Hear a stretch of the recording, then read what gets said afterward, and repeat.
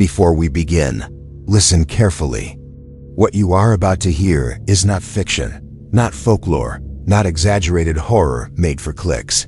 These are events documented by witnesses, investigated by church authorities, and recorded in Vatican archives. This is the true and terrifying story of Saint Padre Pio of Pietrelcina, a man who slept in a monk's cell, yet woke up battered as if he had gone to war with something unseen. So before you continue watching, subscribe to this channel, turn on the notification bell, and stay with me until the end, because stories like this do not just inform, they test your courage. And please, as we go on, comment below how far you've reached in the video, so I know how far these stories travel and how many of you are brave enough to stay until the end. Now, let us enter the cell.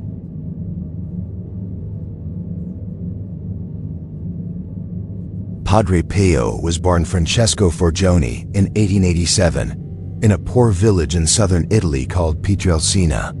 From childhood, he saw things other people didn't: angels, shadows, presences that watched him in silence. Even as a boy, he would suddenly freeze, staring at corners of rooms, whispering prayers under his breath, while others saw nothing. His parents thought he was sensitive. The villagers thought he was strange. Heaven, it seemed, already knew he was chosen. But so did hell.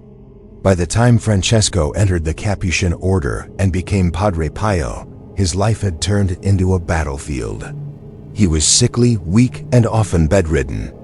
Yet behind that frail body was something that enraged the forces of darkness, an obedience so complete, a faith so absolute, that demons did not merely tempt him. They attacked him. At night, inside his small monastery cell, when the lamps were out and silence wrapped the stone walls, the attacks began. Padre Pio would lie down exhausted after hours of prayer, confession, and fasting. The moment sleep approached, the air would change. He described it as a pressure, a heaviness, as if the room itself had become crowded. Then the noises started. Fellow friars later testified that they heard thuds, crashes, and furniture being thrown. Sometimes they heard groans, sometimes a body hitting the floor, sometimes laughter low, mocking laughter that echoed through the hallway. When they rushed to his cell in the morning, they found Padre Pio bruised, scratched, and trembling, his bed displaced, his face pale, his voice hoarse, as if he had been screaming all night. He told them the truth. "They throw me from the bed," he said calmly. "They beat me, they choke me, and then they laugh. These were not metaphors." On one documented night, Padre Pio was physically lifted and slammed against the stone floor. Another night, he awoke unable to breathe, hands tightening around his throat, yet no one was there. He later described claw marks on his body, burns on his skin, and pain so intense he thought his bones were breaking. And yet, every morning, he went back to saying Mass. The demons did not always appear as monsters. That was the most disturbing part. Padre Pio said they were clever, mocking, and deceptive. Sometimes they came as shadowy figures with distorted faces. Other times, they appeared as beautiful beings of light, pretending to be angels, pretending to bring messages from God. He knew their trick. They transformed themselves into angels, Padre Pio warned. But their words carry confusion, fear, and pride. That is how you know.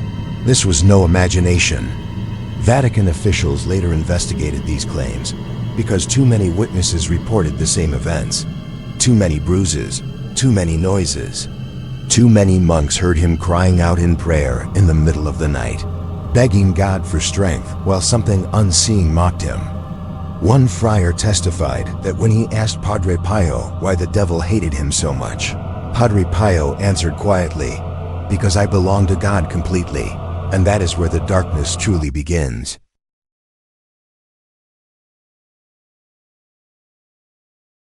If you think the attacks were occasional, think again. For Padre Pio, this was nightly warfare. The demon did not wait for moments of weakness, it attacked him because of his strength. The more souls Padre Pio guided, the more confessions he heard, the more miracles were attributed to his prayers, the more violent the assaults became.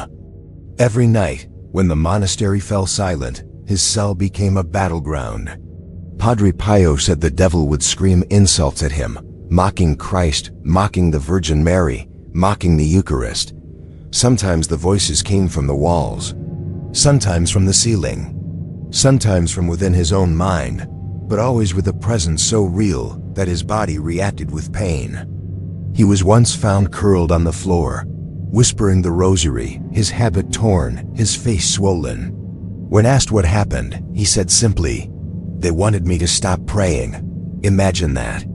A man so dangerous to evil that hell itself tried to silence him. The demons accused him constantly.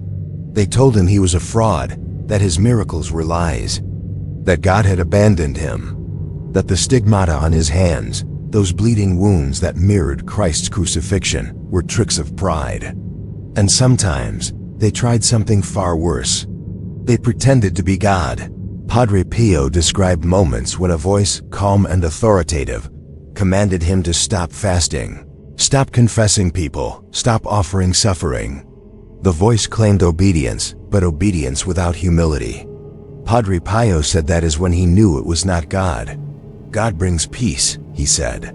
The devil brings urgency. The Vatican took these accounts seriously.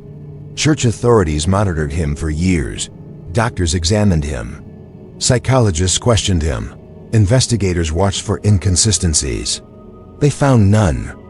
Instead, they found a man whose suffering was consistent, documented, and witnessed by dozens. A man who begged God to remove the attacks, yet accepted them when they continued. And the attacks grew darker.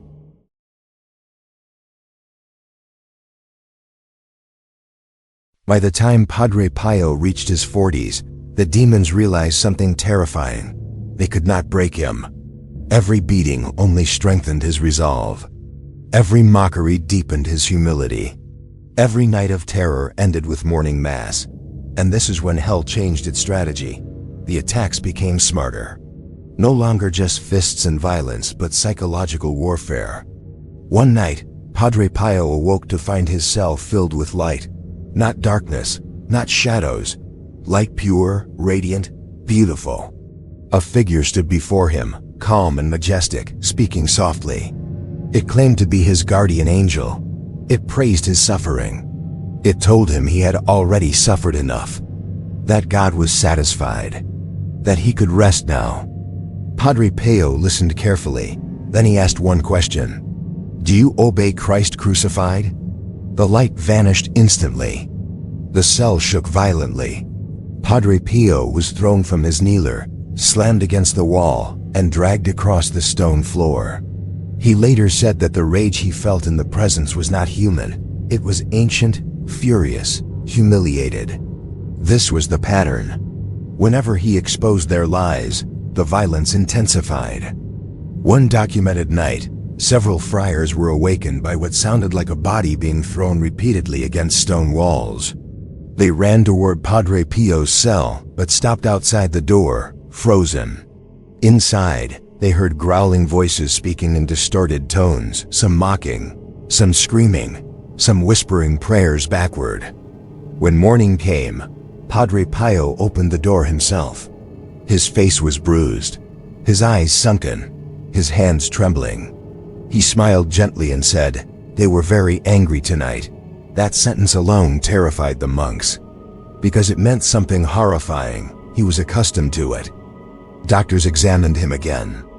Bruises appeared in places impossible to reach by self-harm. Finger-shaped marks appeared on his neck. His ribs were sore as if crushed. And yet psychologically, he showed no signs of madness, only exhaustion and peace. The demons tried another tactic. They turned silence into torture.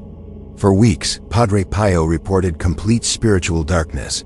No sense of God, no consolation, no inner peace. Every prayer felt empty. Every mass felt like standing alone in a void. The demons whispered constantly, "God has abandoned you. Your suffering is meaningless. You are alone." This is known in spiritual theology as the dark night of the soul, but Padre Pio's was violent, prolonged, and merciless. He once wrote in a letter, his words trembling with honesty. "I see nothing but darkness. I feel crushed. And yet I choose to believe." That choice enraged hell more than any exorcism. The attacks resumed with greater fury. One night, the demons mocked the Virgin Mary directly, shouting insults so vile that Padre Pio covered his ears and screamed prayers aloud to drown them out. Another night, they disguised themselves as fellow friars, calling his name gently, luring him to open his cell door. He did not. He knew better.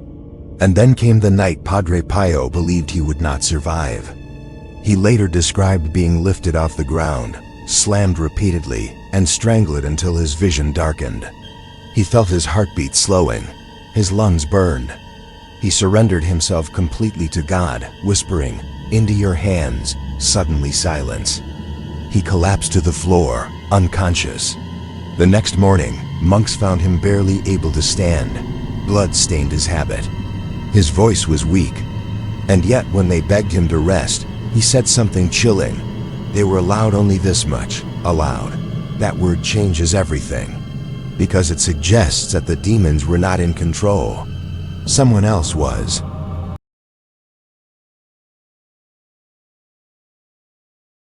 In his later years, something strange happened. The attacks did not stop, but the demons grew desperate. Padre Pio said they began threatening him instead of mocking him. They warned him to stop hearing confessions, to stop guiding souls, to stop suffering willingly. He said they admitted, in moments of rage, that every confession he heard was a soul taken from their grasp. That is why they hated him. Witnesses reported Padre Pio once laughing quietly after a night of torment. When asked why, he said, "They are afraid." And fear makes them cruel. The Vatican's long investigations concluded something extraordinary. Padre Pio was not mentally ill, not delusional, not fabricating stories. His suffering aligned with classic signs of authentic spiritual warfare, the kind recorded in the lives of saints across centuries. Even after his death in 1968, reports continued. Visitors to his former cell described overwhelming heaviness, sudden fear, unexplained anxiety.